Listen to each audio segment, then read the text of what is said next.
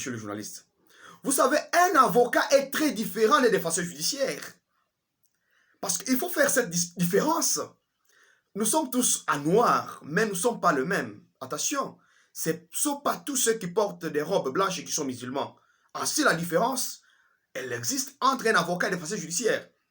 Un défenseur judiciaire, c'est cette personne qui peut avoir fini ou non sa licence et qui a prêté serment devant le président du tribunal de grande instance. Rien que sur cela, il y a une différence parce que l'avocat prête serment devant le président de la cour d'appel en présence du bâtonnier. Alors qu'un défenseur judiciaire, c'est devant le président du tribunal de grande instance. Aussi, un avocat est d'abord licencié en droit, alors qu'un défenseur judiciaire, bon, il peut ou ne pas avoir la licence en droit, mais quand même, il est défenseur judiciaire. Un avocat, au-delà d'être licencié, il présente le test, il le réussit. Après sa réussite, eh ben, il passe le stage de 2 ans.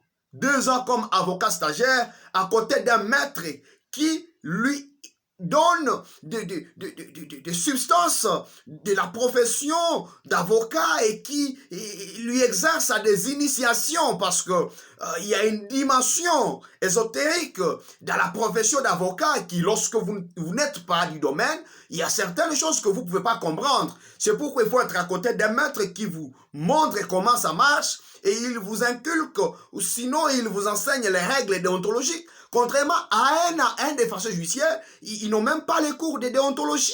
Ils n'ont pas subi, ils ne subissent pas la formation à déontologie. Vous comprenez? Un défenseur judiciaire, il plaide simplement dans la ville.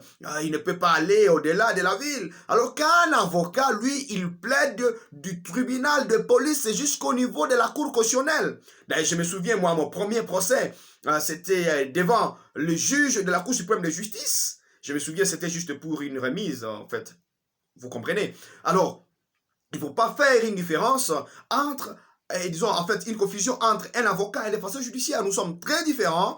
Nous sommes très différents. Et d'ailleurs, les raisons qui ont fondé à ce que l'on puisse créer le corps des défenseurs judiciaires ne sont plus. Donc, c'est un corps qu'il faut d'ailleurs dissoudre parce qu'il pullule le marché et plusieurs d'entre eux ne maîtrisent pas les règles déontologiques. Et ça fait que l'opprobre puisse être jeté sur les corps des avocats. Alors nous devons sauvegarder